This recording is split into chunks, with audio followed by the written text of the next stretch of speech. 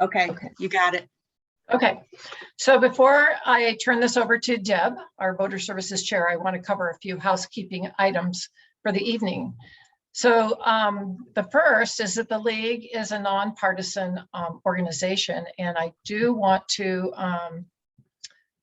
read our nonpartisan statement, and I would like to share that, I think, so that you can follow along. So I'm going to do a share screen. And that should be it. Share. Are you able to see this? Yes. Yes. You can see it. Okay. So the League acts in support of or in opposition to selected governmental issues which its members have studied. It does not support or oppose candidates, factions, or political parties. League members as individuals are encouraged to work in the political party of their choice.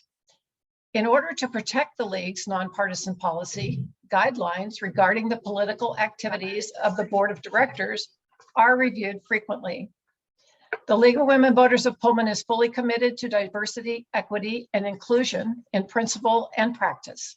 These concepts are central to our current and future success in engaging all individuals, households, communities, and policymakers in creating a more perfect democracy. We acknowledge and honor the first people of the Palouse region and their descendants, including our neighbors, the Nez Perce, Covell, and Coeur d'Alene tribes. And I will now unshare. So, I'm hearing an echo, so I'm going to ask everyone to be sure they are muted. I'm going to be being the operator. Mute on this, and so I'll do my best, but there are a lot of you out there. So there's questions that have been collected from many members of the community. Therefore, no additional questions will be taken during the meeting. You may, however, if you choose, send a question to the chat that will only be seen by me and Deb, and we will hold these questions for future forums. And actually, I better make sure that I have that correct. Just a minute. I think we just want to go, Deb. It'll go to you, Deb. Okay. There will be. Okay. Somebody's got a mute. Andy Brad, no. I'm going to mute all for the time being. Then our candidates will unmute. And just a minute.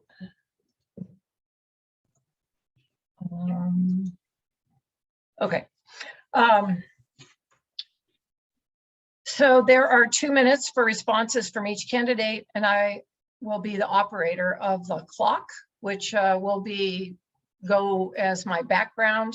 And so you'll be able, you will not be able to see me. I will be blacked out. So if you please mute your mics, because we want to be respectful of everyone's time. But we do like to see people's faces. Cameras make us feel a little bit more connected. So if you feel like turning your camera on, we welcome that. We will be recording this forum, and the recording can be viewed on our website, hopefully tomorrow, but certainly no later than Monday. And you can get to that at lwvpullman.org.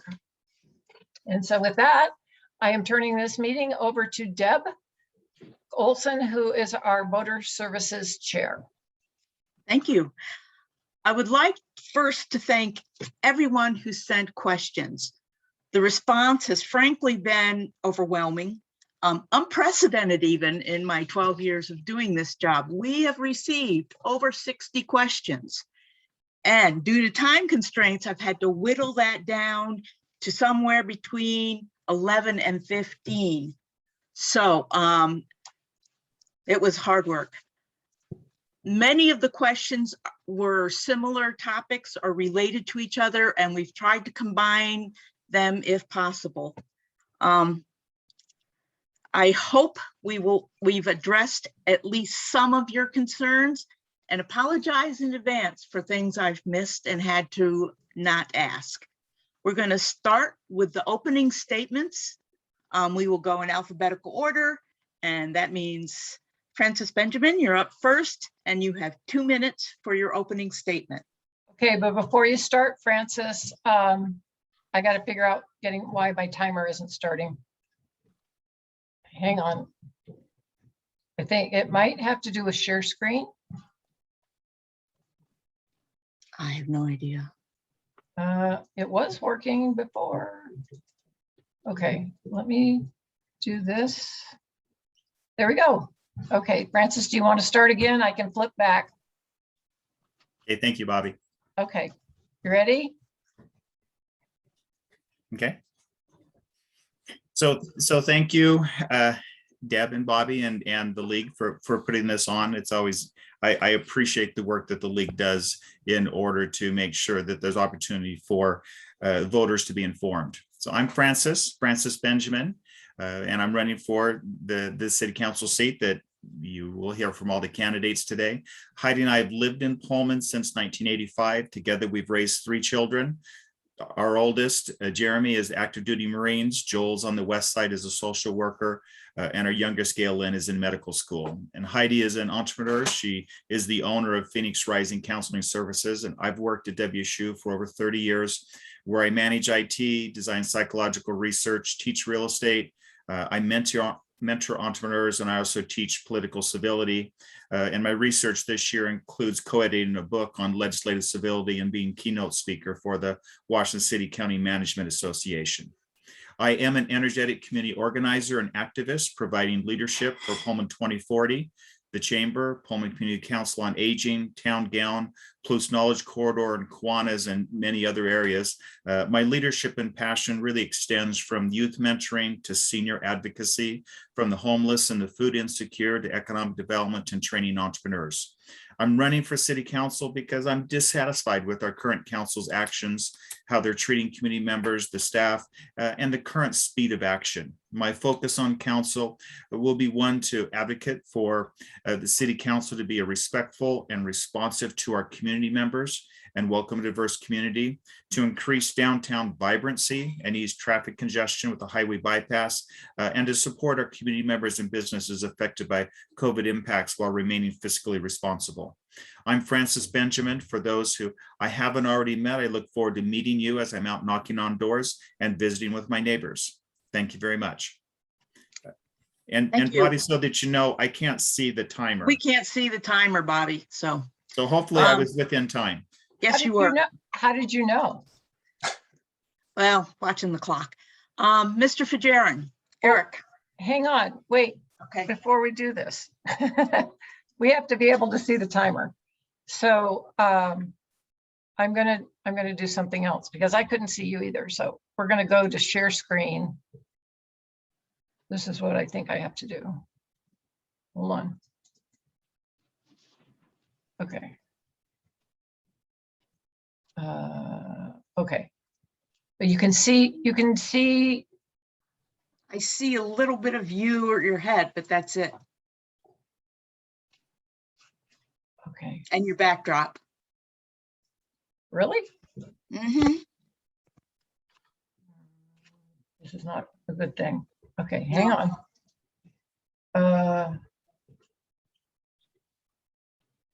Share screen. Okay. Yes, now it's up. Okay, so it's okay. up. So you want to reset it for Eric? Yes, I do. In just a second. Can you see it now? Yes. You can see it now. Okay. Yes. So if I go over to here, can you see it? No. Yeah, I still see it. You still see the clock? Yeah. I can still see it. Yeah. Okay. We got to figure this out. But it's the main screen. It's not off to the side or anything. So it's supposed to just click in. And that's not doing it. Oh, drat. We normally have Helen, but she's in the Tri-Cities. So that is the problem here. Okay. Give me just a second. I would like people to be able to see the timer. So Let me try Marie to- from chat maybe just recommends just give a 10-second warning possibly, or a 30-second warning. Hand Will signals. that be work really well. adequate for you? Because I can do that easily enough. Yeah, maybe possibly Yeah. hand signals. Yeah. It still doesn't seem as fair as I would like it to be. Just a minute. Because when you do share screen, it takes up the main picture for the main speaker. screen, yeah. Okay.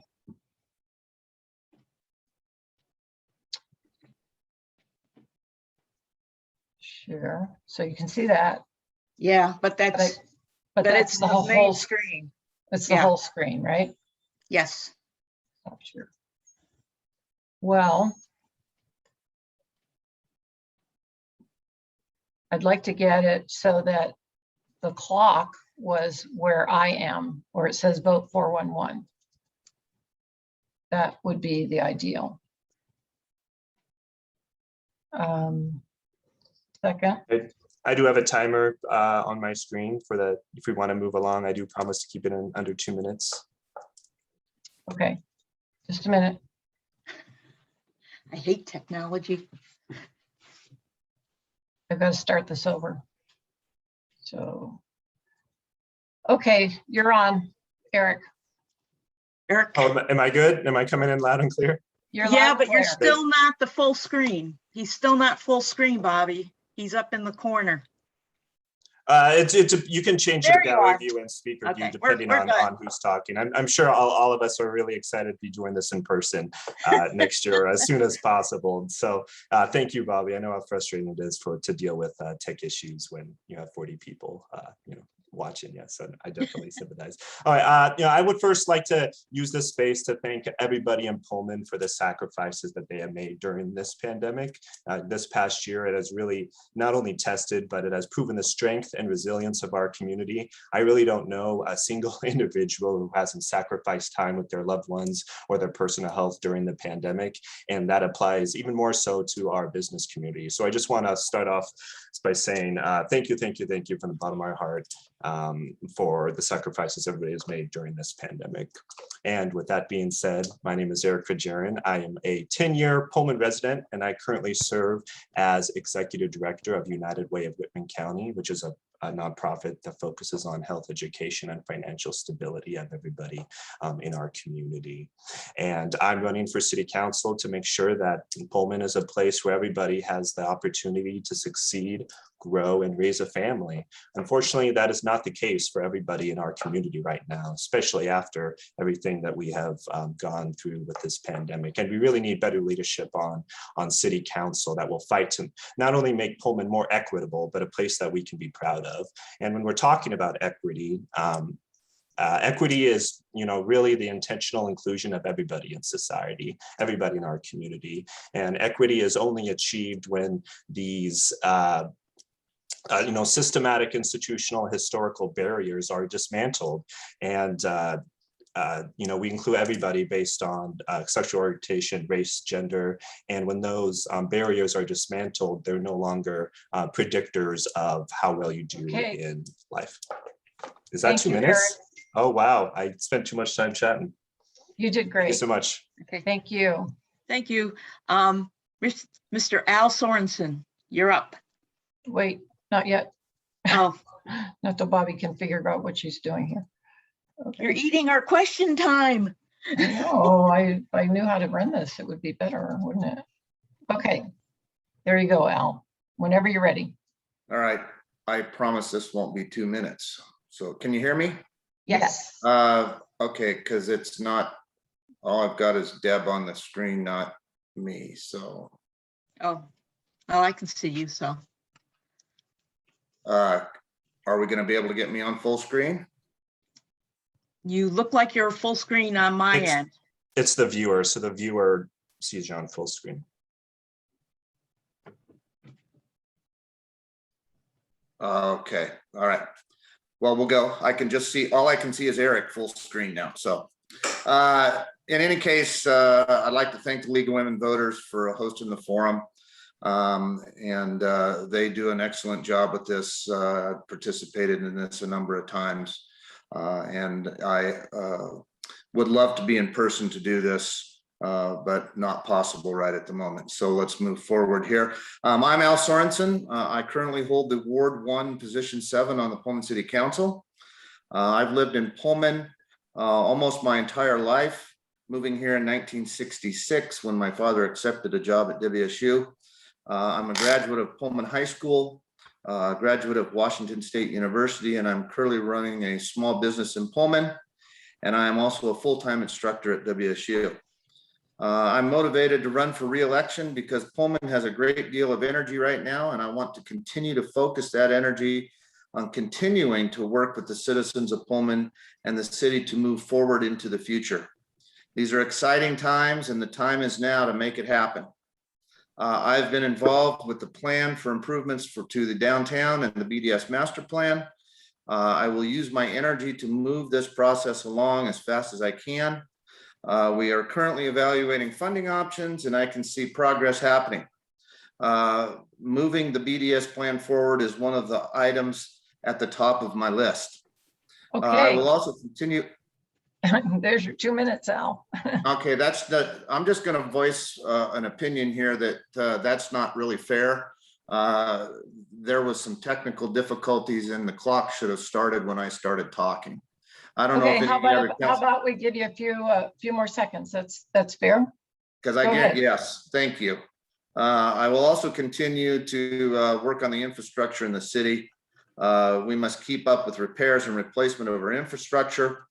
Multimodal transportation needs to continue to be a top priority.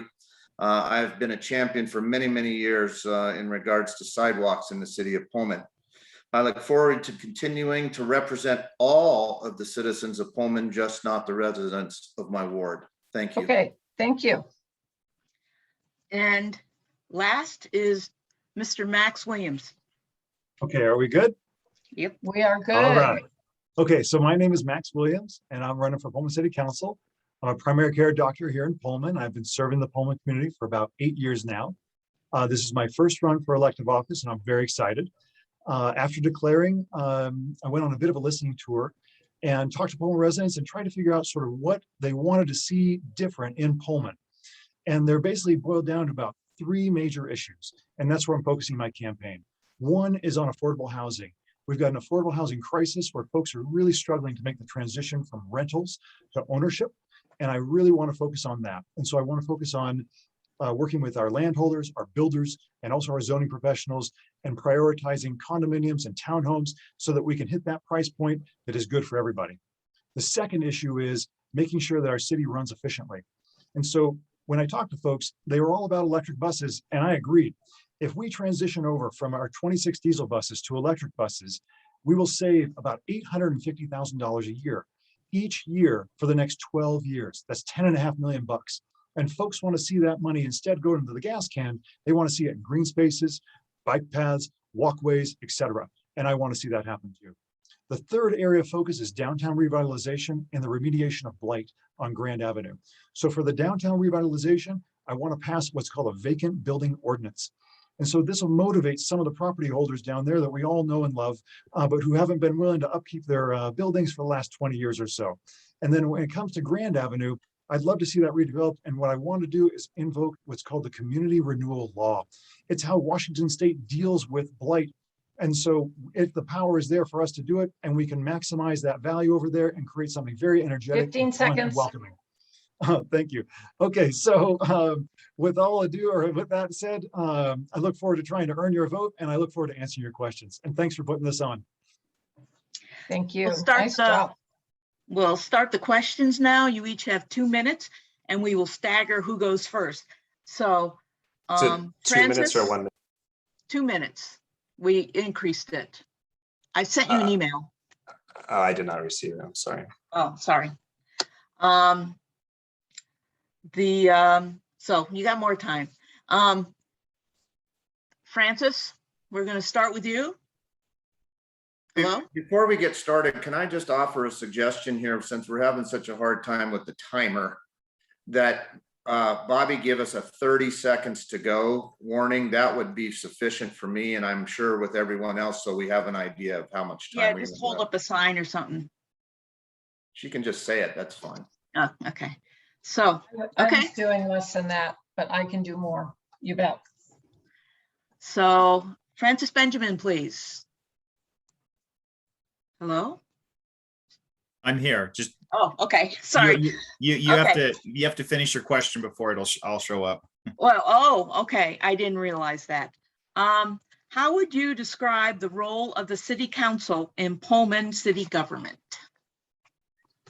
So when I look at Pullman for the council, there's a difference between what the council does and what the mayor does. The council is really focused on, and where it should be focused is long-range vision and planning.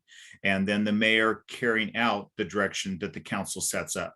So the council should be in that context looking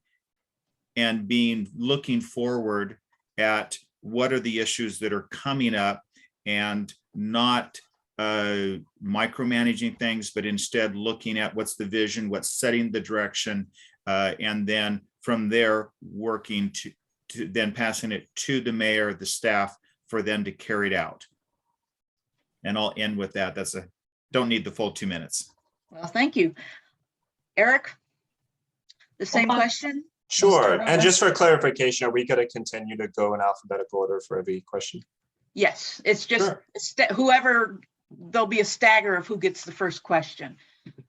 Sure. So- Yeah, and my answer kind of differs from probably everybody else. The city council, it's going to be reflective of the constituencies that vote them in. And if it's not, then they're going to be voted out. And so it's so important that the city council listens to the issues that people bring up to council and take them seriously and with a show of respect. And so I feel that the council not only is, part of government, but they're also a leader in the community in order to bring all these stakeholders together for that long-term vision that others were talking about. And I'll go ahead and end with that as well. Okay. Al, the same question? Do you need me to repeat it? Sure. How would you describe the role of the city council in Pullman city government? Okay. Well, Francis has said a number of great things there. We are representative of the people of Pullman, the citizens of Pullman, but not only that, but of the entire area. It's our job to not micromanage on city council. We are to run things and review things and okay things as they come along, to evaluate situations, and to make the city as good as we can for its citizens. And so doing that is what the city council's role really is. We let the mayor do what the mayor does, and the city council does what they do in regards to evaluating things and making sure we're doing what we should be. Thank you. Mr. Williams, same question. Can you repeat it one more time? I'm sorry, Deb. How would you describe the role of the city council in Pullman city government? Well, okay, thanks. So I would echo a lot of what Francis said. But I would also say that city council is a little bit closer to its wards. And so I would hope that our city council people would be paying attention to what's specific in their ward, as well as the rest of the city, and then bring forth these issues that may be lost otherwise. So I just want to make sure that everybody feels that they're represented. City council should be open. It should be quite transparent, and folks should be able to ask questions, participate, and really inform our decisions. Thank you. Eric, you're going to start first with this question. Why are you running for this position? What makes you well suited for a seat on the council? That's a Eric? great question. And that's a question every constituent should be asking everybody who's running. And so it kind of goes back to my statement. I've been a community member for 10 years. I currently focus on, nonprofit sector, making sure that everybody in our community has the health, education, and financial stability to succeed. And so as a community member, and for somebody who has experience bringing stakeholders together to achieve these long-term visions and projects, I feel that I am definitely qualified.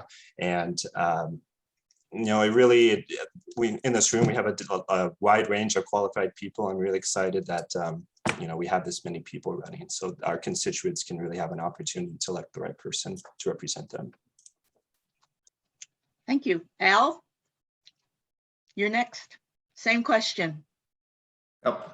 I already stated this a little bit in my opening statement. That one of the main reasons I'm running is, Pullman has a great deal of energy right now. And what are my qualifications for this? I've had a couple of stints on city council. I'm in my second term on the current one. I've been heavily involved with different groups, different committees. I'm currently on the board of directors of the SWITA plan. I've done lots of work with the local businesses, helping through the pandemic with grants, helping them actually fill them out and all types of things.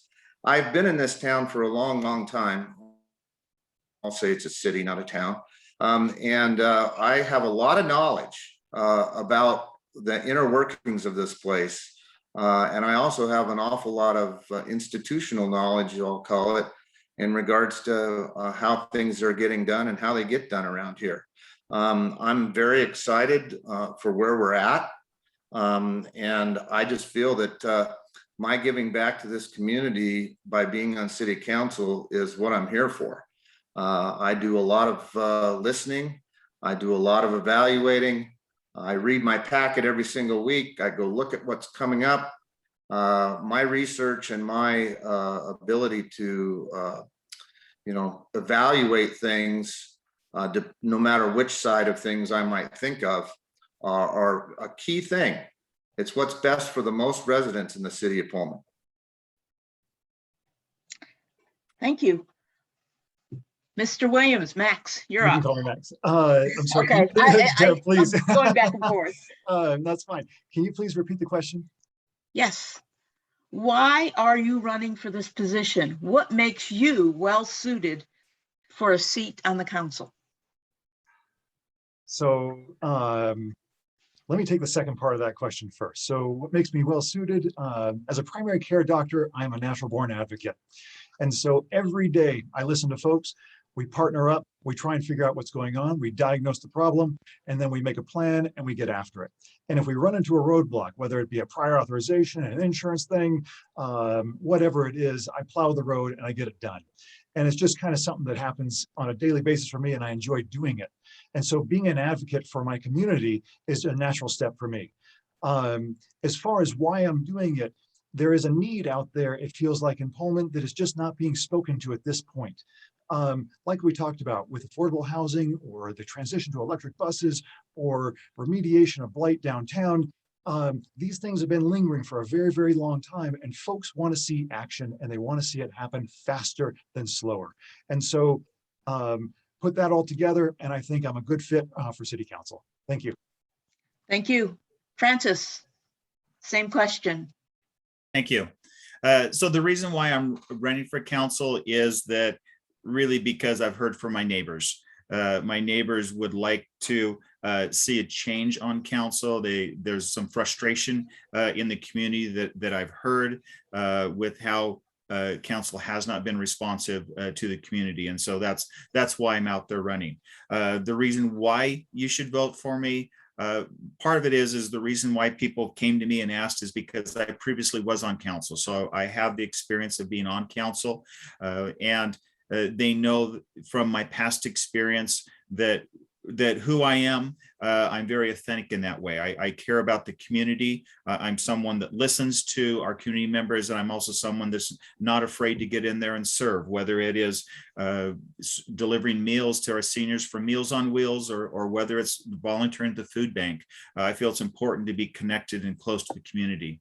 The second thing is I am an incredible collaborator, and I'm proven in that way with developing and being involved with Pullman 2040, that I have proven that I can bring people together that are various groups and get them to the best solution. And I know that, first of all, I don't have all the best answers, but I really believe that if we get the people together into the same room, that we're going to come up with the best solutions. And the third piece is really it's innovation. I'm an innovator that's proven, where I have a proven track record in that way.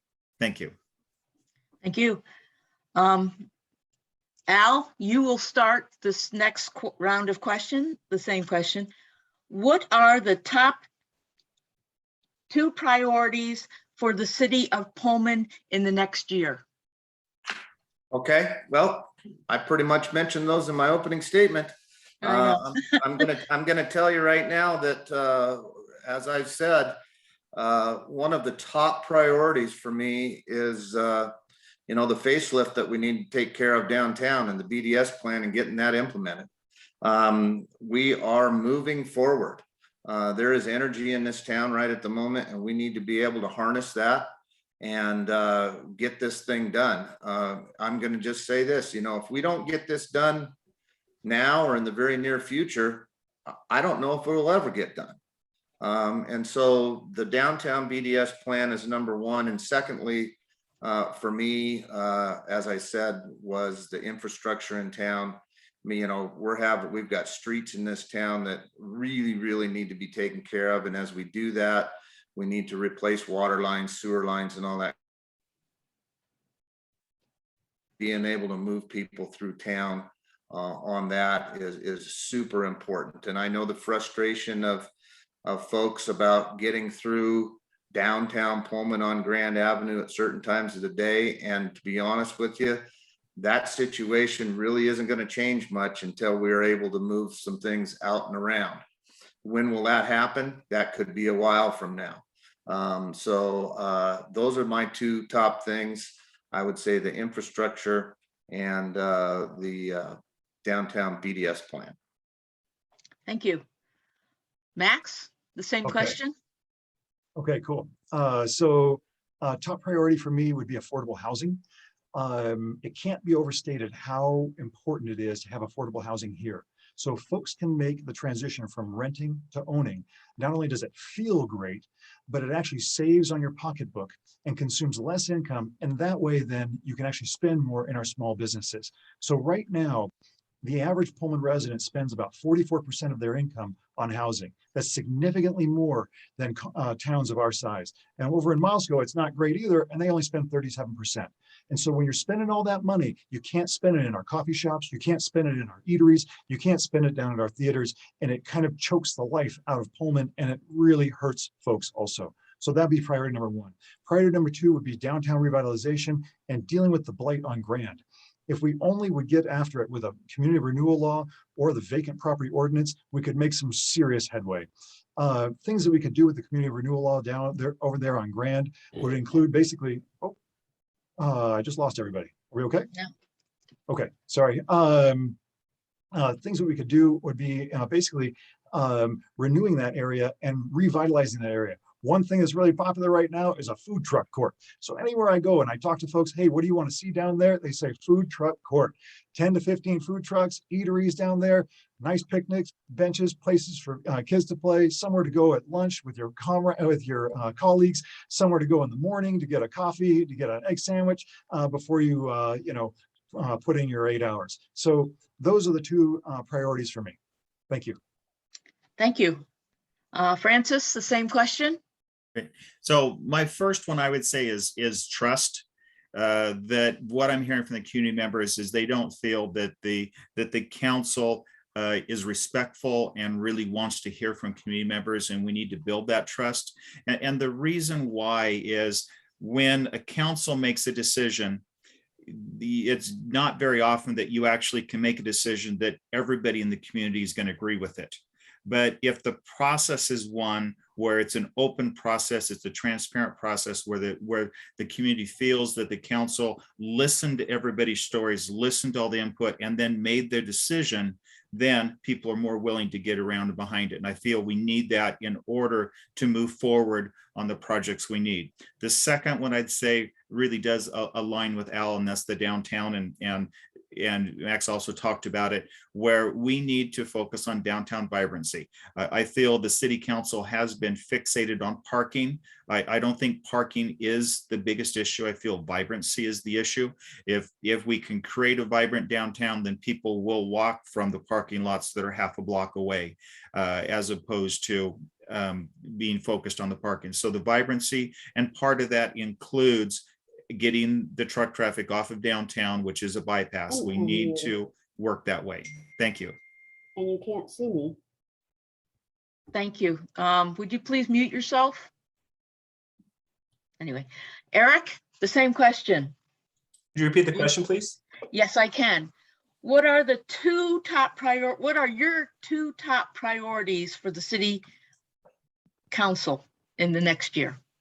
Yeah, absolutely. I think we probably should, take care of our COVID situation before any further steps. And so my first one is we got to build back from COVID. The COVID pandemic has caused Pullman, including a number of our local businesses, they put them on the brink of disaster, and especially with the loss of 2 WSU semesters. So, I fully believe that any plan to revitalize our business community, we have to take a regional approach, and we have to cultivate the economy that is less reliant on WSU. And then before that, we have to make sure that we keep everybody vaccinated. I know we're in celebration mode, but the fight is not over. And we got to make sure that we don't go back to the dark days of 25, 50% capacity. I mean, our businesses are not going to be able to survive another round of that. And so I really want to focus on building us back from COVID and making sure that our community is ready moving forward when the WSU students come back. So that's number one. Number two, want to ensure access to affordable housing. This really is really close to me because I have been a renter my entire time. I have been in Pullman for 10 years. I have been a renter, probably 6 different locations. And right now I am paying more than 30% of my income on housing. And so it is definitely a struggle. And so what I'm going to advocate for is I'm going to advocate that we follow what's in the Palouse Regional Housing Guide that was done in 2019. And we need to take a regional approach on housing, and Pullman needs to lead the way. We are short of single family homes, and that is the biggest need right now, in addition to multifamily homes, single family homes, senior accessibility neighborhoods, housing, and ensuring focus on that affordable housing is incredibly important. And that's what I'm going to be fighting for as your city council representative. Okay. Thank you. The next question is going to be a little bit of a challenge.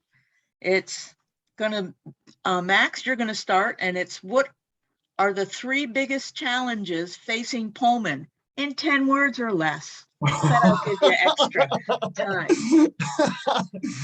Really? No, it'd be In 10 nice, words but or go less? ahead. Okay, I'm down to 9. Okay, the 3 biggest challenges facing Pullman in 10 words or less. Whew. Well, how about Okay. 10 words or less for each one? All right, well, let's start with the first one. I'm going to hit it again, and it's housing. The next one is downtown vibrancy, like what Francis was talking about, and basically revitalizing the downtown and dealing with our blight. I know that's a little more than 10 words, sorry. I think the third one would probably be a sense of connectedness. And I think it goes back to the other 2. So one thing that folks in Pullman are struggle with, and they say, I just don't feel connected as much. And if we had a great downtown, or if we had a food truck court, or if I had a little bit more money in my pocket and I could, instead of renting and just chewing everything up, I could get out and enjoy myself. And that's what I would focus on. So housing, revitalizing our downtown and Grand area, and then focusing on connectedness. Okay, Francis, same question. I think we're going to have very similar ones. So my first one is going to be trust that involves connectedness. The second one is a vibrant community. And then the third one is a housing that's affordable and attainable. Thank you. Al, same question. That would be Eric next, I think. Oh, yes, you're right. I'm sorry, Eric. No worries. I lose track of so many people. My 3 things, and I'm gonna hope it's 10 words or less. Number 1, building back from COVID, I already talked about. Number 2, ensuring access to affordable housing, making sure Pullman is a leader in a regional approach to our housing crisis. And then 3rd, government for a better future. Pullman deserves a government which is responsible and reflective of the people who live here. Okay, now your turn, Al. Okay. Business retention and recruitment. vitality in the city. And I'll throw in on top of that, since everyone else is talking about housing, that also, that would be my 3. Okay, thank you. This next question, Francis, you start off. How do you plan to keep in touch with your constituents on a regular basis so they are informed about your initiatives and goals? As I look at that, I think there's some things that I need to do, but then also things that the council needs to do. First of all, it's being out there in the community, connecting to people. That's the reason why I serve in the way that I do. That's the reason why I'm involved with the seniors and advocating for the seniors. That's the reason why I mentor high school students. That's the reason why I deliver meals for Meals on Wheels, is because I feel it's important to be connected into the individuals, to be able to hear what are the issues and to be able to communicate in that way. The second piece is listening. I feel there's a part of that process is being open and listening to people and responsive in the context of, if someone contacts me, I'm going to get back to them. If someone wants to talk to me, I'm going to talk with them, because I feel it's important that the city council is someone who can communicate and relate with the whole city. Now, the third one, and this is the one that's really the biggest challenge, is that communication is very desperate right now, where everybody has their own unique way that they communicate. As a city, we need to improve our communication and get it so that it connects back out to as many people as possible. The first thing I do is I bring back the community update that, as a part of COVID, they stopped the support on. That's something that I feel really communicates to with our community. We need to. I think my time's coming close. Okay. You have 20 seconds. I'm good. Thank you, Bobby. It's hard to see the paper when it comes up. Yeah. If it comes up, it means 30 seconds. You have 30 seconds. Eric, same question? Yeah, it's how do we plan on interacting with our constituents? Constituents, yes. Yeah, absolutely. Pullman definitely deserves a government that is not only responsible and reflective of the people who live here, but is also, accessible and easy to contact. So this campaign is committed to not only be an accessible but transparent while serving on the city council. Trust, honesty, and open communication are key values to campaign. There really can be no cooperation without trust. There's no trust without honesty, and there's no cooperation without open communication, plain and simple. And I will work very hard to attend as many community forums and events as possible as my schedule allows. I am coming up on a full-time part-time student, as well as, almost every city council person either has a full-time job or is retired. And so, I'm going to keep my schedule open to be talking to my citizens, constituents. I fully believe that, Brandon Chapman, his example and how he communicates with his ward through forums, through blogs is key. And, representing a district in a city the size of Pullman, it really allows for that kind of connection with your voters. And that's something that this campaign is going to make sure that we do, is have a transparent and open campaign. Thank you. Al, same question? Okay, so from day one, and even before I ran for council and was elected, I've always had an open door policy. I have people coming into my office, calling me, emailing me, all kinds of things, and that is always going to be there. I do review my city email, and people are learning how to do that quite well these days, and responding to them is something that I try to make sure that I do. Whether it's local constituents or city employees or whoever it might be. I will be honest with you, I'm not a huge Facebook, Instagram, Twitter person. Phone calls, walking in person, and there is nothing better than visiting with a person in person. I do it even working 2 full-time jobs, it always is time for the local people here. Thank you. Max, same question. Can you repeat the question just one more time, Deb? Sorry. Yes. How will you keep in touch with your constituents on a regular basis so they are informed about your initiatives and goals? Sounds good. Okay, so I actually agree with Al on this. I far prefer interacting with folks in person. So I work 4 days a week, Monday through Thursday, and so I end up having a 3-day weekend where I do, some administrative stuff and all that good stuff for my primary care practice.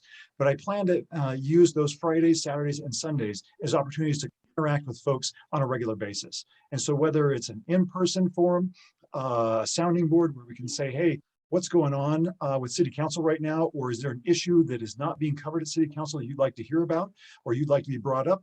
I would plan on doing that on a regular basis, no less than 2 times per month. So that would be number one. Number two, I think Eric is onto something when he talked about Brandon Chapman and his ability to connect with social media. I'm a little like Al. This is the first time I've ever been on Facebook. And so that would be a kind of new territory for me, but it's worth it. And the power to connect on Facebook and Twitter and Instagram is significant, and that's where everything is going. And so if that's where Pullman is, then that's where I will go and meet them. So between in-person forums and then Facebook and Twitter and such, and also just the standard email and being responsive, I think I have no problem connecting with my constituents, and that's really what I want to do. Thank you. Eric, you're going to be up first in this one. How can the city of Pullman and the city council make all people, all races, faiths, cultures, and sexes who live or even just visit Pullman feel more welcome?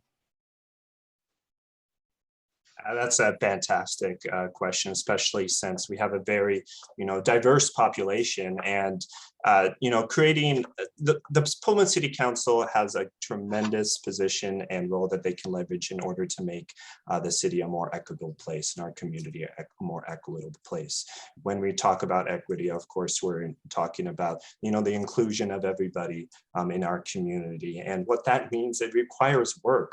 It requires work. And a lot of the time, work is the hardest thing to get done. So it's about going to these minority communities and asking them what they need from Pullman City Council. It's going beyond the expectation that folks are going to be showing up to Tuesday 7 p.m. City Council meeting when they're either studying for classes or working at night. And so the City Council does have that power to make Pullman a more equitable community. And as your City Council member, I'm going to continue to do that. Thank you. Al, same question. Deb, please read it again. Okay. How can the city of Pullman and the city council make all people, all races, faiths, cultures, and sexes who live and even just visit here feel more welcome? Okay. So I think, to be honest with you, Pullman has actually done quite a little bit for that already. We have been a community here with a lot of diversity for a lot of years. And I think personally that if you talk to some people in town, that's all been a good thing. We put up the welcome signs coming into town with all the different languages and saying welcome. We have all kinds of events that we do. Now there's always more work that can be done, I'm sure. We should move forward with trying to do that. But I do think Pullman is not as far behind as maybe some people might think. I know there's a very, very diverse group here and has been and always will be with the university. And I've been around that for a long, long time. Thank you. Max, same question. Okay. So the first thing I would do is reach out to the various communities and see and get a report card from them. How are we doing in Pullman?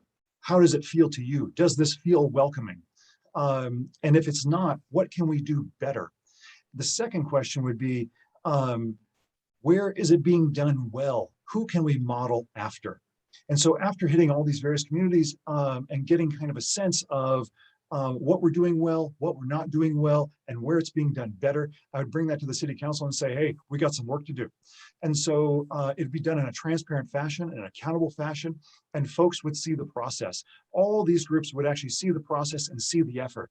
And that's the most important thing, is that they know that your heart is in the right place and you're pushing hard to make sure that they feel welcome and that they are the ultimate judge of whether or not they feel welcome. And so that's where I would start. Thank you. Thank you. Francis, same question.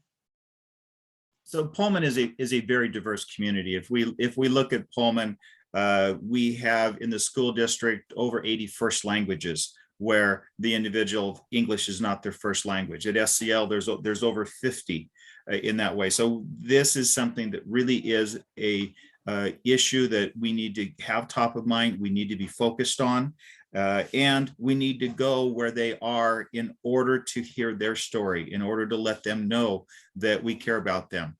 Things that I've been working on in this area, especially with Pullman 2040, we identified as a community identified that welcoming is an incredible issue. And we've done things where we started hill parties, where in each hill that we created these gathering times where you could get to know your neighbors and you could learn about people. We've looked at what are ways in which we can improve the welcoming of the community, and actually have 6 different areas that, as a part of the welcome committee, they're working on in order to make Pullman more welcoming. At the same time, I've been working during this last year with the first responders of what are ways in which, as first responders, they can help in this process of being more welcoming. And some of the things that we're looking at is cultural liaisons that connect into the community, so that individuals, the first time they interact with the first responder is not when it's in an emergency and people can take things different, good ways. At the same time, I've also been having these conversations with individuals from different cultural groups. And when they talk about welcome, and they talk about the fact that, well, I have to go to Spokane in order to have my hair done because of the type of hair I have. They'll talk about, I have to drive to Seattle in order to get the type of food that is my culture. And those are things that I feel that we can work on. Thank you, Bobby. Thank you. Al, you're going to be up for this next question first. With the city council currently working on a survey for the End Racism Now mural, what are your hopes for a mural moving forward? Can we realistically expect this to happen? Okay. Well, we're proceeding with this with the Arts Commission, and there was a number of ideas put together, and we were moving forward with it quite well. And then all of a sudden, we had some issues with COVID and all kinds of things, and then there was a move from a group out there, and they thought they had a place where they were going to be able to do their own mural, which then for some reason fell through. And I know that it's back on the table again now, continuing with the Arts Commission. So we'll see what they come back with on us. There was already some plans put on one of the streets in town to do some panels and that type of thing. So we'll just see what comes back with all of that. Oh, thank you. Max, same question. Can you repeat, please, Deb? Sure. With the city council, excuse me, with the city council currently working on a survey for the End Racism Now mural, what are your hopes for the mural moving forward? Can we realistically expect this to happen? I don't know. So the Pullman Arts Commission is in disarray right now. About half of them resigned. And to my knowledge, no one's been nominated or put forth as replacement.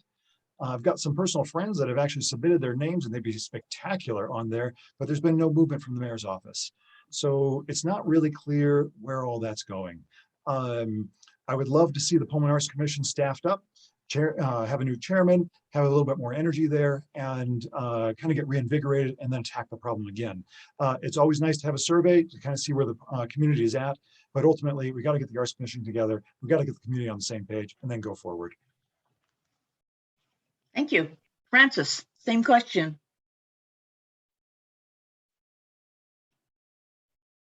So when we think about the question is, will there be this mural? I'm assuming that the question is, will this mural be from the city side? And there's a city side and there's a private side. On the city, anytime the city does a process, it's very important that that process is one that's open, that it's honest, it's transparent, and that it's done in a way that there's no undue influence. And when the request came for the mural, at that time, the city didn't have the procedures in place in order to guarantee those things. They tried to do a first run at it, weren't successful because they didn't have the processes in place. And so now the city's working to try to get those processes so they can move forward. Realistically, in a city, it's going to take 1.5 years to get that process in place for the city. So the answer on the city side is it's still at least 6 months to 1 year out before the city would have the processes in place to do it. From the private side, that's something that could happen very quickly. And it's something where the city could assist and support on the private side to make it happen. So I expect that the mural will happen on the private side before it will happen on the city side. Thank you. Eric, same question. Oh, I'm hearing somebody. Yeah, plain and simple, I feel like we should have a mural already. I think it's a great shame that all the hard work that our community did, especially, the folks at the council, Palouse Corps Council on Racial Equity did in their hard work to make the mural happen already.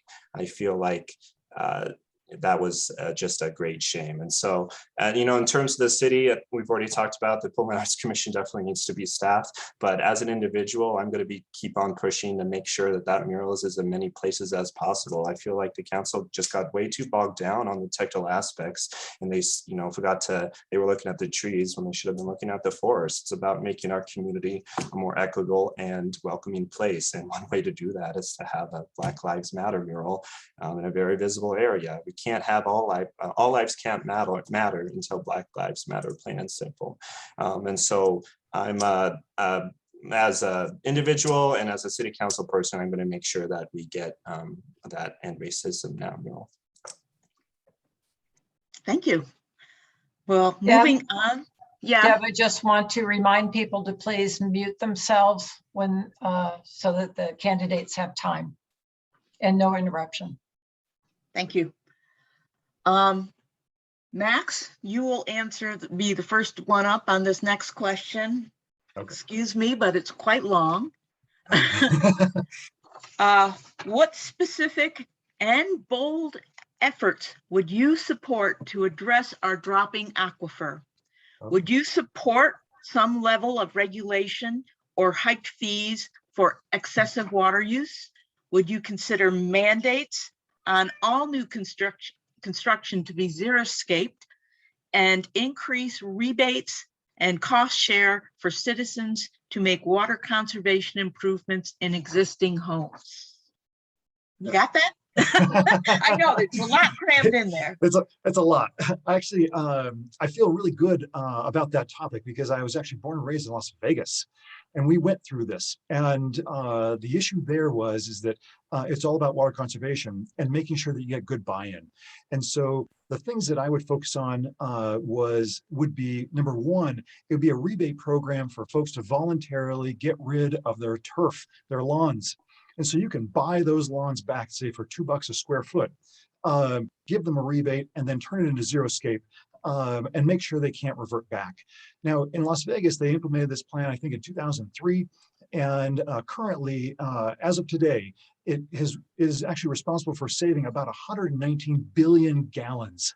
So it's incredibly effective. and folks figure out, hey, I don't need to be spending all that money on my lawn. I can actually save that and go spend it downtown in this newly revitalized, community. And so it's kind of a win-win that way. Also, it helps the local contractors, landscape guys. They just love this stuff. So that would be number one. It's incredibly effective, very, very popular, and I think it would go a long way. Number two, as far as our rates go, I would hold off on that, and I would try to focus more on figuring out when we can actually water to make sure we get the best out of our watering system. So making sure that we're not watering like during the heat of the day. We actually water between like 2 and 6 in the morning only. You can only hand water or whatever during the heat of the day if you have to, and for a short period of time. So if we start there, where we use the water that we have efficiently, where we incentivize folks to take the unnecessary landscaping or unnecessary turf out, I think we can make a huge dent. And at that point, we can reassess and see what else we need to do. Thank you. Francis, same question. So the aquifer really is an issue that we need to be addressing. I do support Plus Basin Aquifers work that they're doing to try to find alternative as it relates to recharge, and also pulling from the Snake River or from the Clearwater. That really is a bold, grand plan, and we do need to move in that direction in some way. As it relates to these other pieces for fee, we already have that fee structure in place, and I've had conversations with community members that said, I watered and suddenly I watched my bill go up in summer, so I changed what I was doing. It is effective.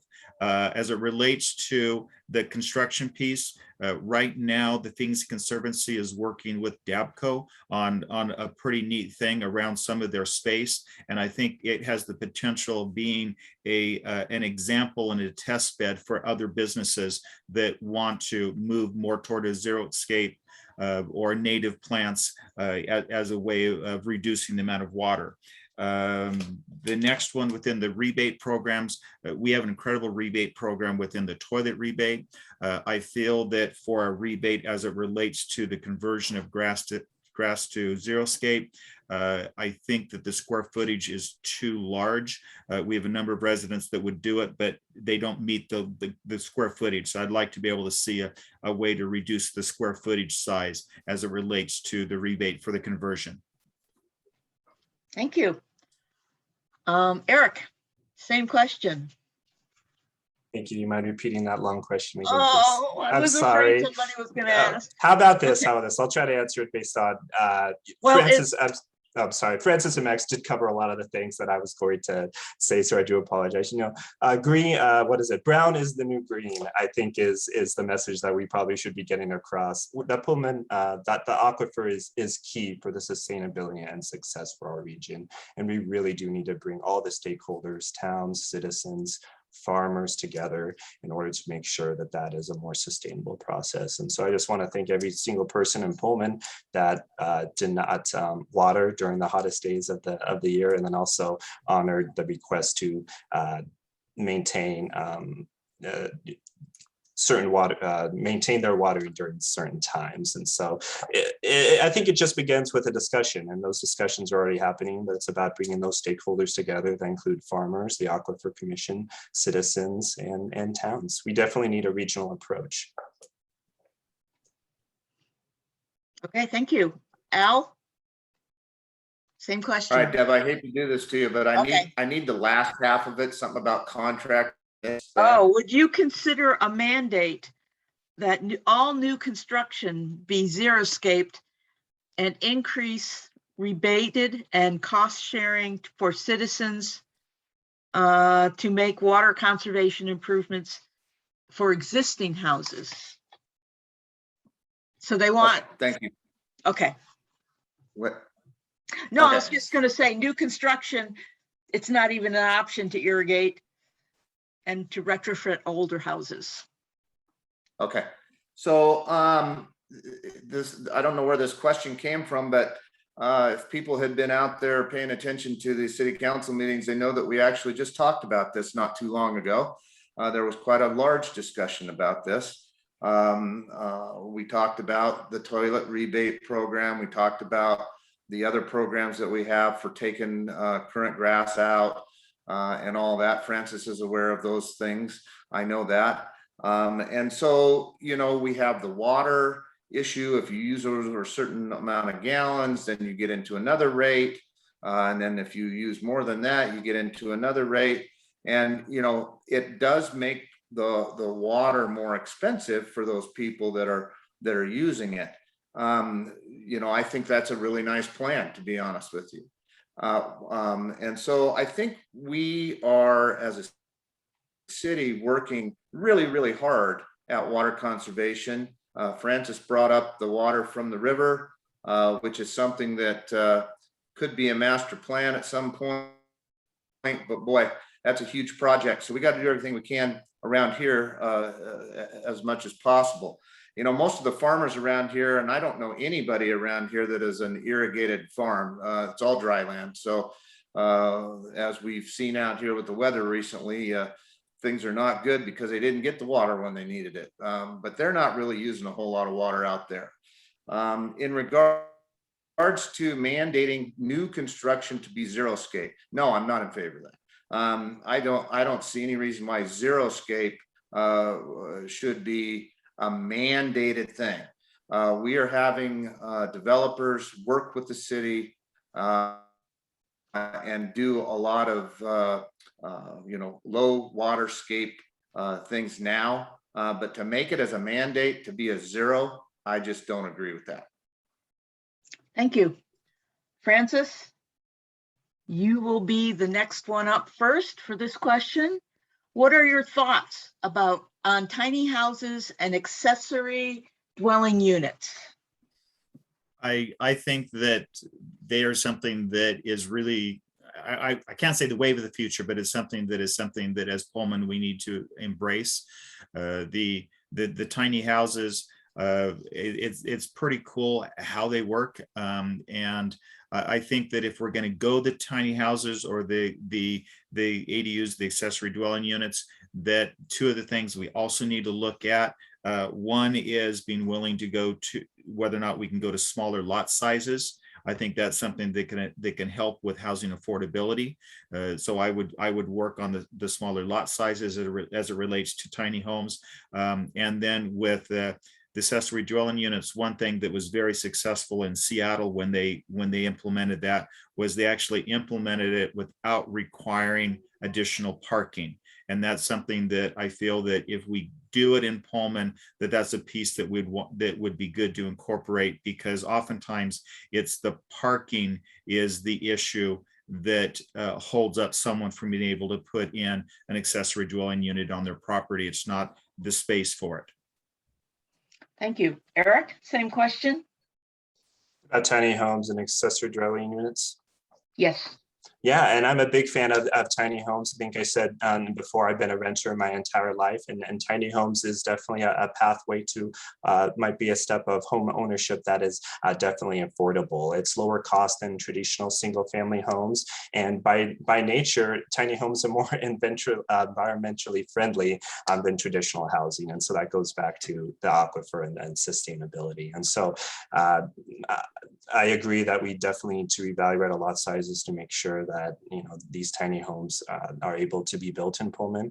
I know that a couple of years ago, I think Dan Records on the city council was working on some zoning and lot stuff when it comes to tiny homes. And so I think this is something that we are incredibly late on, and it's something that can create a great partnership with nonprofits too. I totally forgot. Nonprofits are definitely, willing to contribute to those types of dwellings because they can be used for different purposes, whether it's shelter or other things. And so that is something that I think should be included in a comprehensive approach to housing, and we can do that through a regional council.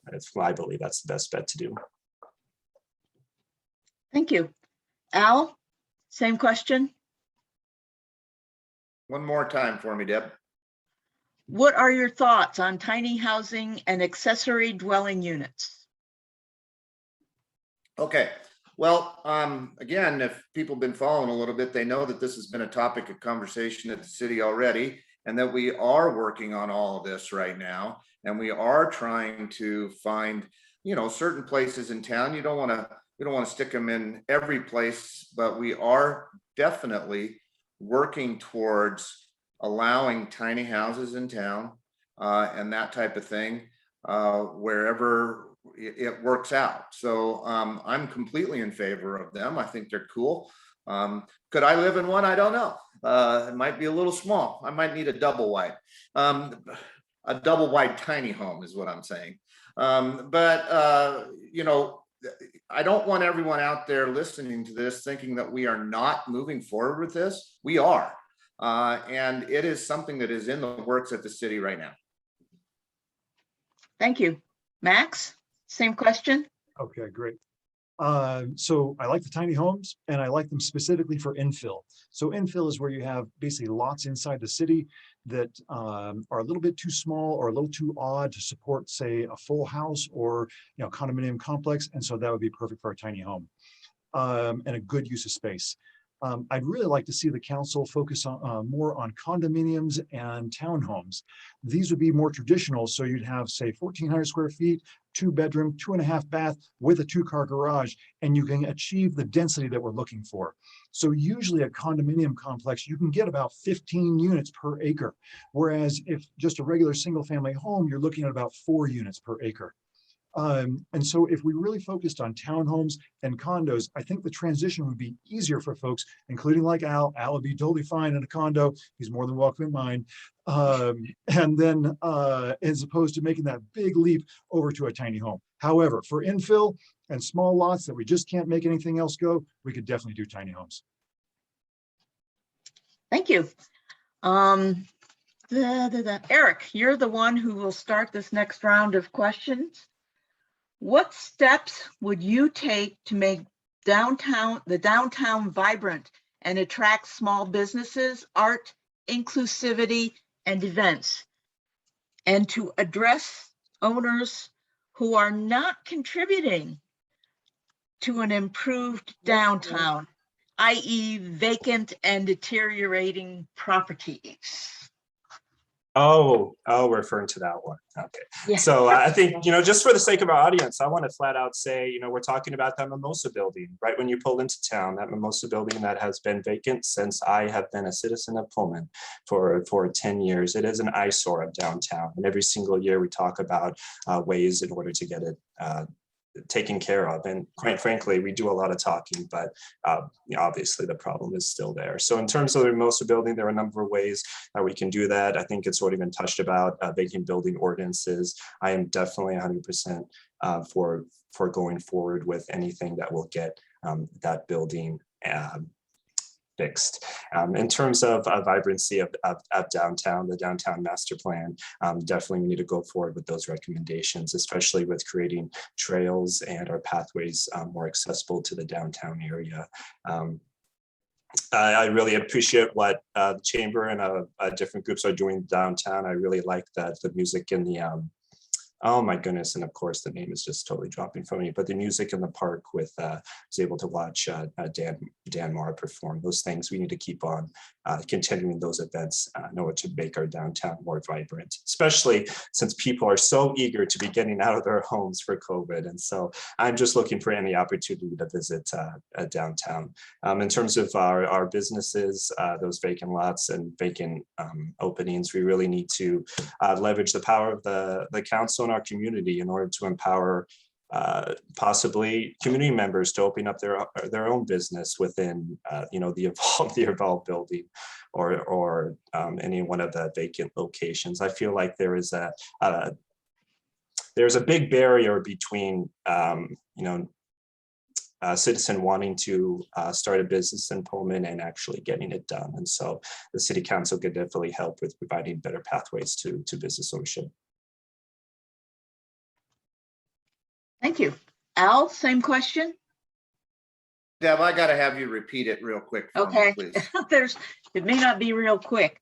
What steps would you take to make the downtown more vibrant and attract small businesses, art, inclusivity, and events, and to address owners who are not contributing to an improved downtown, i.e. the vacant and deteriorating properties?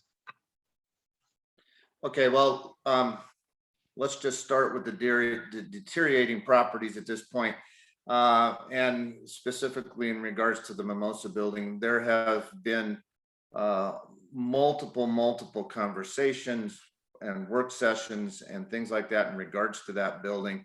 And at this point, our city attorney has told us that there is nothing else that we can do at this point. Max talked about implementing a vacant premises rule, law, whatever it might be, and that is something we could possibly do, but that's something for us to work on. And I don't know if that's even possible for us to get done. In regards to recruiting businesses downtown, I'll tell you what, there's no bigger business recruitment, economic development person out there or group out there other than SWEDA, Southeastern Washington Economic Development Association. They work tirelessly. They have the connections. They're helping us now with things, and we will continue to use them to help recruit businesses and retain businesses. In regards to the city of Pullman, we hired an economic development coordinator here just a little over a year ago. And they are working tirelessly with businesses in town and working on trying to find new businesses to come to town. I've even worked on that myself. I mean, we need to recruit the businesses that will fit here and that will work here. And you know, here's the thing about downtown Pullman. Everybody says we need to get everybody to come downtown. We need to get everybody to come downtown. I find this subject, what are they coming downtown for? We got to have places for them to come to, okay? We do have some vacant dwellings downtown and we need to clear those up. And working with the current building owners down there and making communication with them is something that we need to continue to do. Bobby, were you holding up fingers? I was. Okay. Sorry about that. That's okay. It's You're really right. difficult with the timer. I know. I apologize. I don't know what to do differently. So I did put up my 30.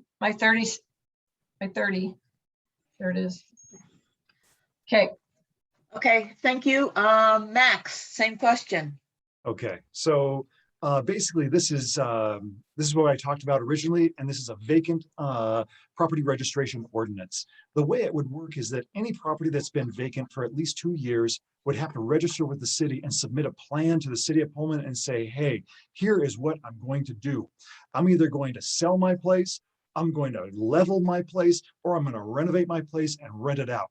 And I'm going to do it by X date. And if they don't do it by that date, then they would incur a significant financial penalty. The real story when it comes to Mimosa or any of these other landholders that are, acting in this fashion is that the value of their property goes up faster than the cost to maintain it. And we have to change that calculus. And so long as we can do that, and we can do it in a legal fashion, vacant building ordinances are legal all around the country. I have no doubt it'll be legal in the state of Washington. They already have something very similar up in Spokane, and it's doing just fine. And so we just need to, fix that calculus, and then, basically encourage and really incentivize these property owners to do the right thing. As far as recruiting folks to the downtown, I'd actually like to echo a lot of what Al said. We are working hard within the city. We do have a designated person. She's quite qualified. She's recruiting small businesses, and she's doing a good job on this. And so I think some of that will actually take care of itself only with the rebound of the economy. It's very, very hard to overcome a pandemic that wipes out millions and millions of small businesses, but we're on the rebound and we'll be on the lookout. I think the first thing, though, is that we got to get Pullman squared away as far as vacant buildings downtown, make it look attractive so that when a prospective business is down there, they say, hey, I really like the rent here. Thank you. Francis, same question. Thank you. So when I think about the downtown and vibrancy, there's a number of different aspects that I feel is important as a part of it. When we talk about vibrancy and what's going to attract people down there, people to shop, first of all, it's going to be open stores. It's going to be something that is where our downtown is clean, where it's bright. I appreciate what the Civic Trust did with and in partnership with the city to put lights on the trestle. I think that we need to continue moving that way. I believe that in one of the things will attract people downtown also is if we had a community gathering space. We don't in Pullman have a multi-generational gathering space where people come and actually interact. And I think that is something that's vital down in our downtown. I feel that similar along with what Al talked about, there's a lot of issues that where the city is working with landlords. I think one thing that can be worked on is to work and identify a building owner that's willing to be a test bed, and where we go in and we work with pop-ups and smaller size shops in order to create a successful venture. I believe that by creating a successful venture with one building, it will actually encourage other people. They'll be envious and they'll want to say, okay, let's take a look at the other building. I have been asked as a part of the Downtown Association to actually chair the Economic Vitality Committee, which is focused on this thing. And so I'm working with individuals downtown in order to move forward on this. The last one I'll talk about is we need to utilize the water. All of our buildings face the street. What a bold plan would be to put a boardwalk on the building side next to the water, actually punch out doorways from those businesses and have them face and put little chairs and sitting areas outside to where you could enjoy the asset of our river. Thank you. Okay, thanks. Al, you will be the first up on this next question. How should the city council increase COVID vaccination rate here in Pullman, especially with the fall term looming? What should the city, should the city require vaccinations for city employees? Was that confusing or should I read it again? It is a little confusing, but. Okay. How should the city council increase COVID vaccination rate in Pullman with the fall semester looming? Should the city require vaccinations for city employees? Okay, so when it comes to the COVID vaccine, I do believe that that is a personal decision. In regard to taking the vaccine, it is still an experimental drug. I understand that we want people to take it. I'm certainly in favor of people taking it.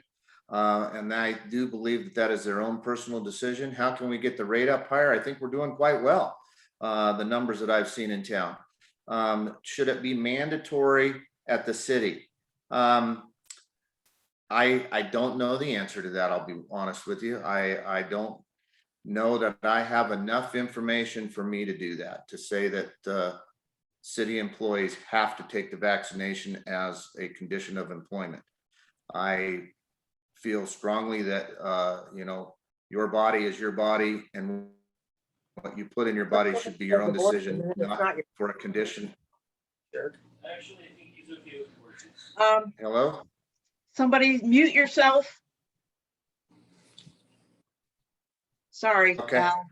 Are you finished? That's all right. So anyway, I guess I'll leave it there. That threw me way off, but anyway, that's where I'm at. Okay, thank you. Okay, I just want to remind people to please mute yourself. Here's an example why it doesn't work when you don't mute. Thank you. Max, same question. Can you repeat it one more time, Deb? I'm sorry. How should the city council increase COVID vaccination rate in Pullman with the fall semester looming? Should the city require vaccination for city employees? Okay, so I deal with this issue on a daily basis. And the best way to get folks to take the vaccine is education. Unfortunately, these vaccines have been demonized and really politicized out there. There's a ton of misinformation. The power of propaganda has been phenomenal, and it's made our jobs as primary care providers increasingly difficult. So the first order of business is to make sure that folks have solid information that is credible and that we're incredibly supportive of them getting the vaccine. The second issue is lead by example. So if you've been vaccinated, talk about it. Show your vaccine. Don't necessarily show your vaccine card because that could actually lead to like personal information being out there or whatever, but let folks know you have been vaccinated and that it's safe and talk about your experiences with it. So that's what I would do to try and encourage folks to get vaccinated. The issue right now is not with rates of vaccination. It's not about availability of vaccine. It's actually just straight up vaccine hesitancy. And that's an information problem. So number two, as far as mandating it for the city employees, my short answer is no. So even though I am pro-vaccine, I've been vaccinated, all my personal employees are vaccinated as a condition of employment.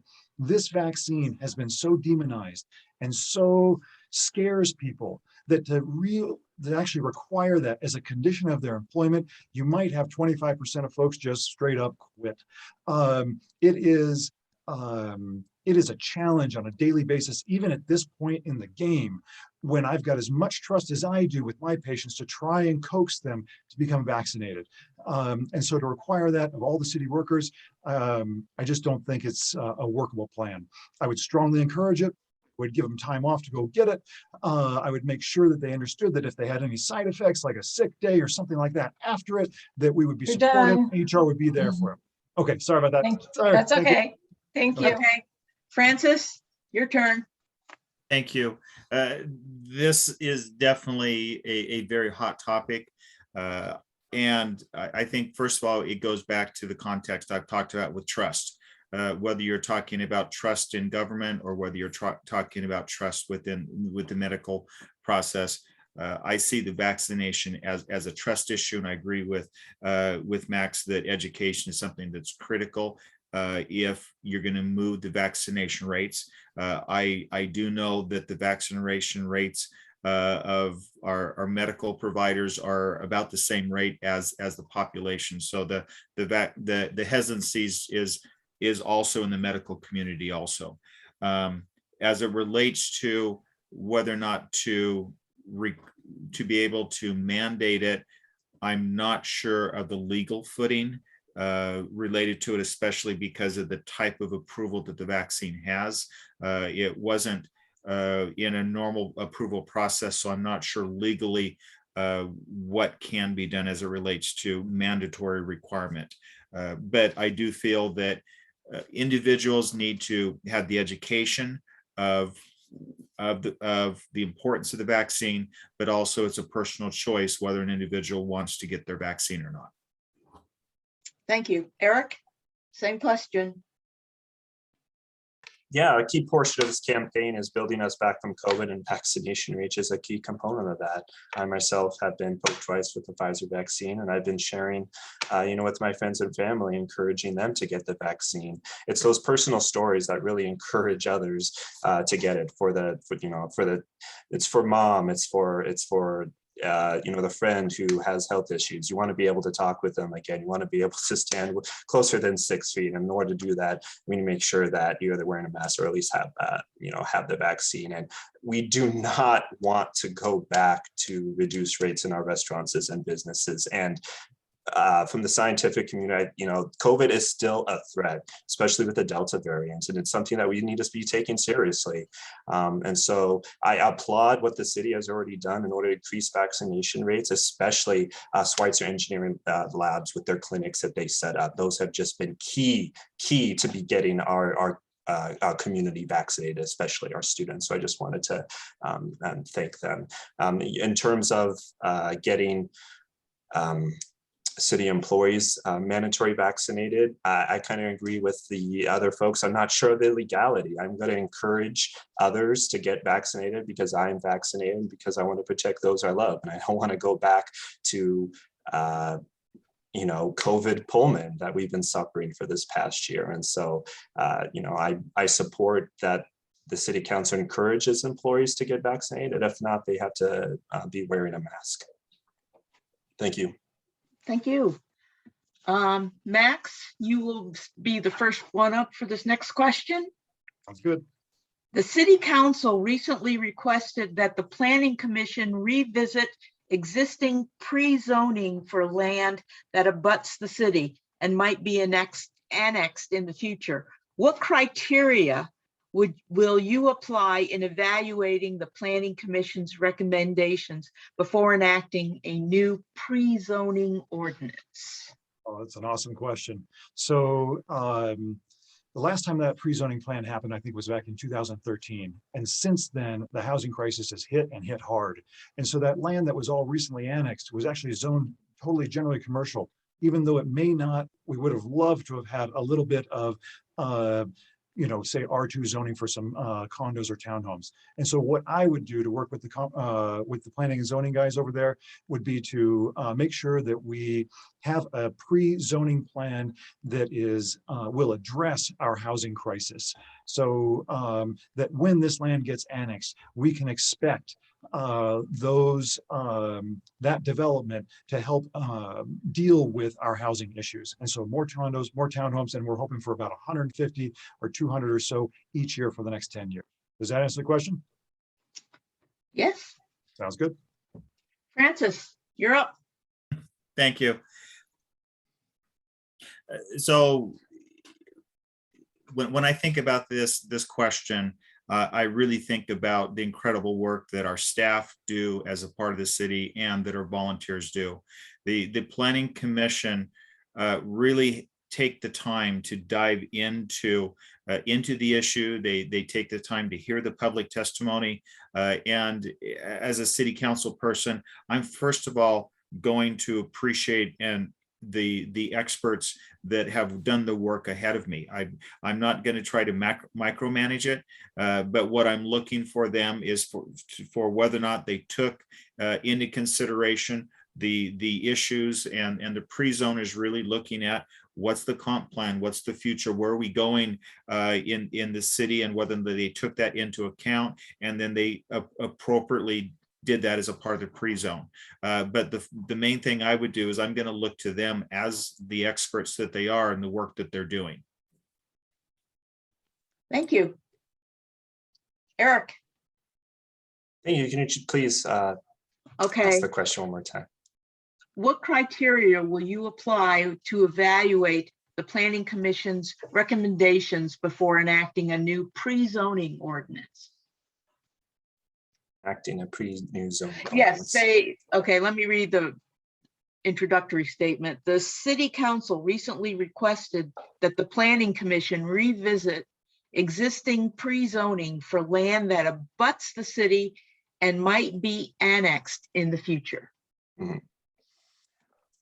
I'm going to pull from the two candidates that already spoke because they're taking the words right out of my mouth. One is we need to respect the Planning Commission and the work that they do already. I myself am not going to be micromanaging their decisions, and I'm going to make sure that I respect whatever recommendations that they bring up. In terms of reevaluating certain land acquisitions, we need to have, it needs to be viewed through the eye of affordable housing. I'm going to copy Max with that one.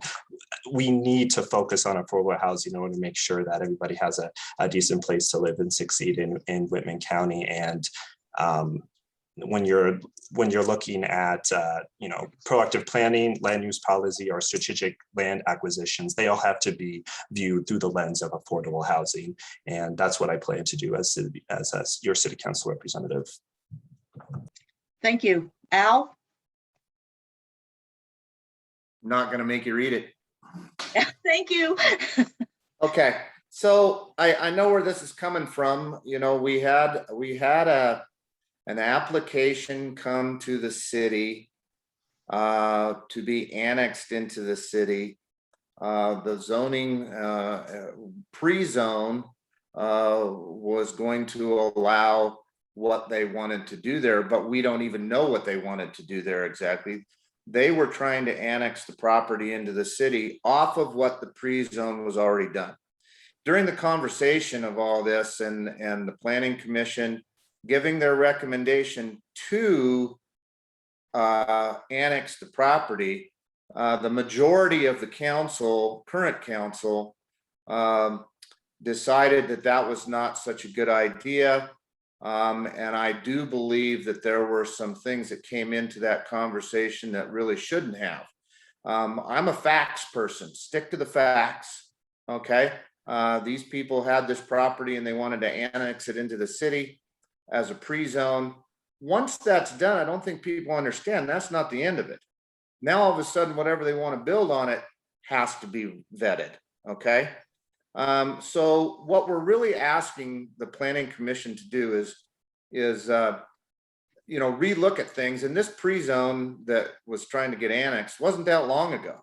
And you can't look at it every year to try to get it done, okay? But you've got to pass it around. We want them to reevaluate what we've got. We've got some deals with the county that doesn't allow certain things to happen, and some tax sharing. So there's a lot more involved than just trying to talk about, annexing and pre-zoning. Thank you.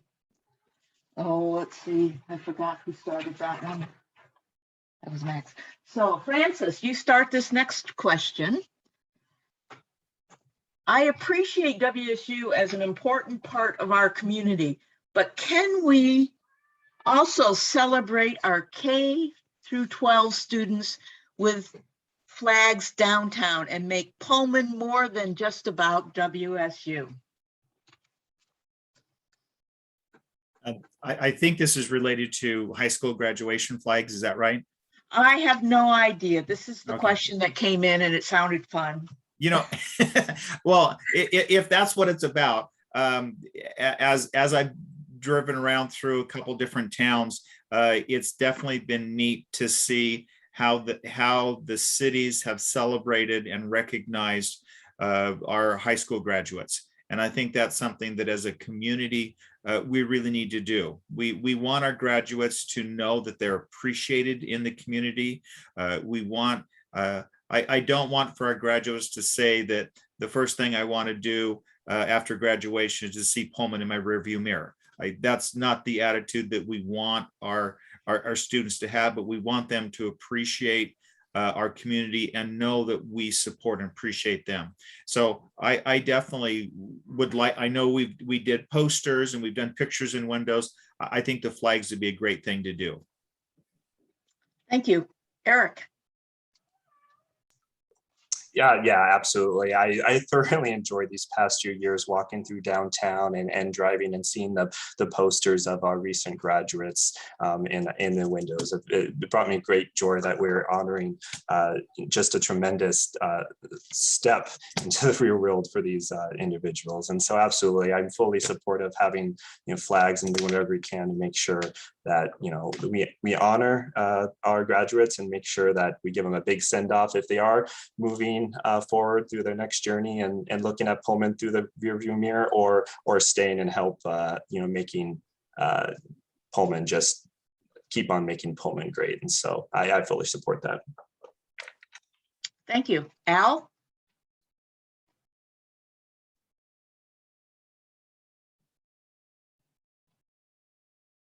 Al? Oh, the screen froze, so I didn't know that you had gone to me. So. Yeah, no, it was short answers. So yeah. Okay. All right. So this is a great question statement that's been brought in. I appreciate WSU just like everybody else does. The majority of us here would not be here without WSU here. Okay. So there is some things there that we need to continue to coordinate and work with. We also do need to celebrate, the locals. I don't know who the person was that sent this in, but if they did notice, all of the WSU flags that were flying off of the light poles have been completely removed from all the streets, Bishop Boulevard, Davis Way. We put those up when game day was coming to Pullman. There was a coordination between the chamber and Cougar Athletics, and it kind of fell apart a little bit because the flags started looking ratty, and it certainly, in my opinion, looks better with them down. I don't know if anyone's noticed that, but we're probably going to keep them down for a while. And here's the thing: revitalization, facelift, BDS plan downtown.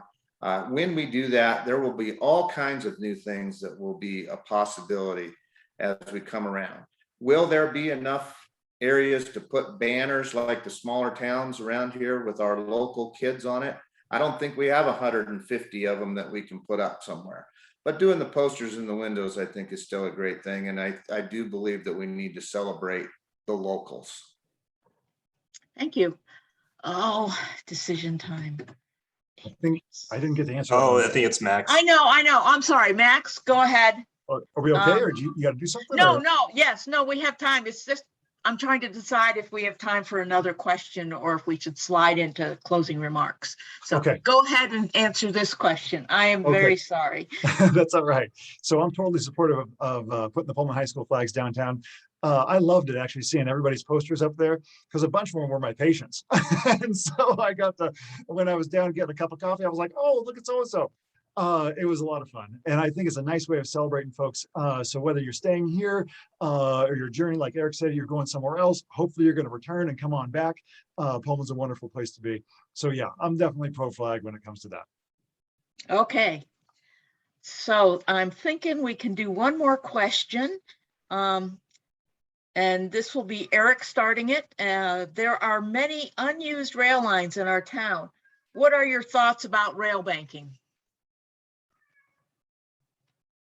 Eric? Yeah, thank you so much. And I really rely on kind of Pullman Civic Trust when it comes to rail banking.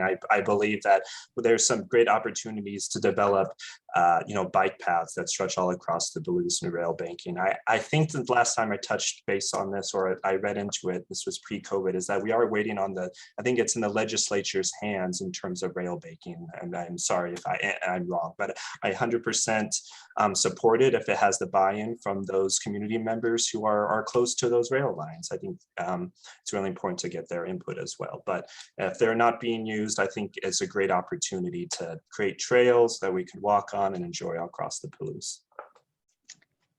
Thank you. Al? Yeah, Deb, I didn't even get the question. It was. There are many unused rail lines in our town. What are your thoughts about rail banking? Okay, thank you. Yeah, no, rail banking's great. I don't know if people know out there or not. We are currently working on more of that happening inside the city limits. There are conversations going on with the railroads. There are conversations going on with the state and all that type of thing to help with that and to use some of these things that are no longer being used and put them to use in a different way. So the idea of doing that, I think, is great. And the railroads right now are more than ever willing to talk with us and work with us, where in the past it's been quite difficult. They're holding on to things for a long time, but things are moving forward. I think it's a good plan. I think it's a great thing that we can do, and that's how we got the Bill Chipman Trail out there. Thank you. Max? I agree with Eric and Al. I think the reuse of the rails and turning them into to nice or the reuse of the rail lines and turning them into nice trails, just like the Bill Chipman Trail, is the way to go. And so, yeah, I'm pro for it. Thank you. Francis? Thank you. So when we look at rail banking is something that is really key for our community. Not only does rail banking provide an alternative place that people can enjoy and get out on the trails, so our community members are able to enjoy it. It also is a way to preserve existing. So Bill Chipman Trail was mentioned, that we need to be able to continue the rail banking in order to preserve trails that have been rail banked or that actually legally could affect some of those issues. The other piece is that not only does rail banking and the increasing trails is a great benefit for us individually to use the trail, but we're really at the cusp and tipping point that if we can get some more of these connections in, our trail system actually hits the level to where it becomes a destination trail where people actually come here in order to experience it, which means additional revenue, more people shopping in our businesses, staying in the hotels. So it's actually an economic driver also. So the rail banking is something that is critically important for us. Thank you. That will be the last question. So we'll now move to closing statements. You all have 2 minutes, starting with you, Francis. Oh, I get to start now. You get to start again. Yes, Well, I'm excited to be running for city council. It's been great with support that I've received from the community, and as I've been out talking to the community members, the engagement and excitement around me running for council, and I want to be a good representative for the individuals in our community. The three main words that I'd leave you with is, first of all, authentic.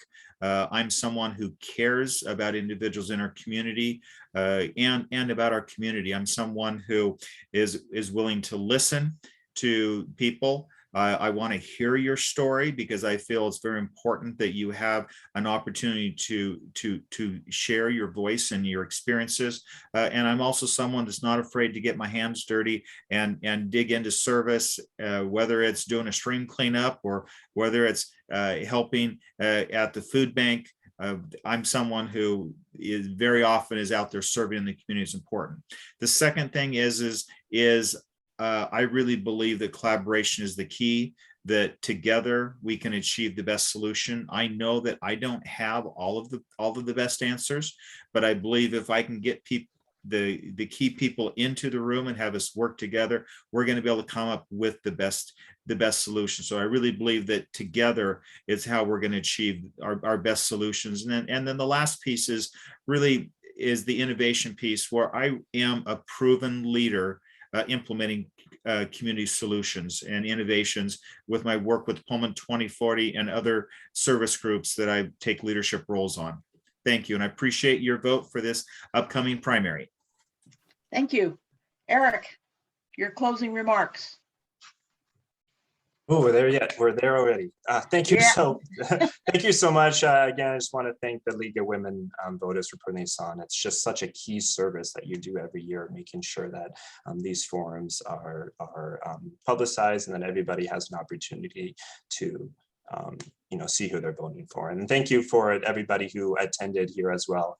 It's not easy sitting through a forum from 7 to 9 p.m. at night. So thank you for keeping yourselves informed, and thank you for being part of the attentive public. We had a great forum tonight. I'm going to be really focused on making sure that Pullman has everything it needs and the citizens have everything they need in order to succeed, grow, and raise a family. And we can't talk about raising a family without talking about housing. This campaign is all about housing because I might be the only non-homeowner that is running. So I think you can tell that it is really important to me. And so thank you for everybody who attended today. Thank you to my husband, Brad, who's supporting me during this campaign, and thank you to everybody here. And so please trust me with your vote this election. Ballots come, oh my goodness, tomorrow, and you have until August 3rd to mail them. And so please visit our website if you have any questions, or for Pullman.org, also on Facebook. And if you have any questions before the election, make sure to reach out, and I'll make sure to connect with you. So thank you, and please trust me with your vote this election. Thank you. Thank you. Al, you're up. Okay. Growing up and living in Pullman has taught me to appreciate the small town living. Pullman is a great place to live, raise a family, and run a business. My motivation for running for re-election of the city council is that I want Pullman to continue to be a great place to live, raise a family, and run a business. I have made a difference in Pullman, and I will continue to make a difference in Pullman. I would like to see enough businesses in Pullman so that if a person needs something, it can be purchased here versus going to another community. I want to see our downtown grow and thrive. I will continue to move forward with the downtown master plan by BDS.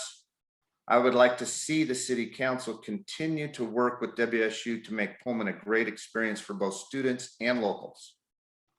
Pullman needs strong leadership, and I will continue to provide strong leadership to lead us into the future.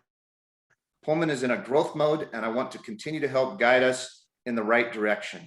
I am accustomed to asking the hard questions, and I will continue to do so. My decisions that I make on city council are always dependent on what is best for the most amount of people. This is how I approached council for my first 2-year term and how I still approach council today. I will continue to look out for the well-being of the citizens of Pullman and remain a voice of reason on the council. Thank you. I'd appreciate your vote in this primary election. Thank you very much. Max? All right, thanks, Deb. Just want to say thank you to the League of Women Voters for putting this on. Also want to say thank you to the Chamber of Commerce for helping put this on. This has been terrific. I've had a great time. Want to thank the other candidates, Eric, Francis, and Al. This has been wonderful. And I'm really looking forward to the remainder of this campaign. And so again, my name is Max Williams, and I'm running for City Council. If you want to connect with me, just check me out on Facebook. It's Dr. Max for Pullman City Council. You can either message me there or email. If you have ideas on what you want to see happen in Pullman, please email me and we'll make this thing happen. And so with all that, thank you very much. I look forward to earning your vote. Thanks. Take care. Thank you. I want to thank all the candidates. You've done a great job, and with some technical difficulties. Also want to thank everyone who attended, and to remind everyone, we're being recorded. So spread the word. It will be on our website, Pullman.org. Thank you. A quick reminder, this race that you just watched is for Ward 1, and only residents who live in Ward 1 can vote on this. However, there'll be other things on the ballot when it comes, so please send your ballots back. They have to be in to the auditor's, the elections office on or before August 3rd. Thank you. Please vote. Thank you. Thank you, candidates, and thank you, attendees. Very, very informative, and I learned so much. So thank you so much. Thank you. Have a Thank good night, you. everybody. Good night. Good Good luck, night. everyone. Thanks. Take care. Bye now.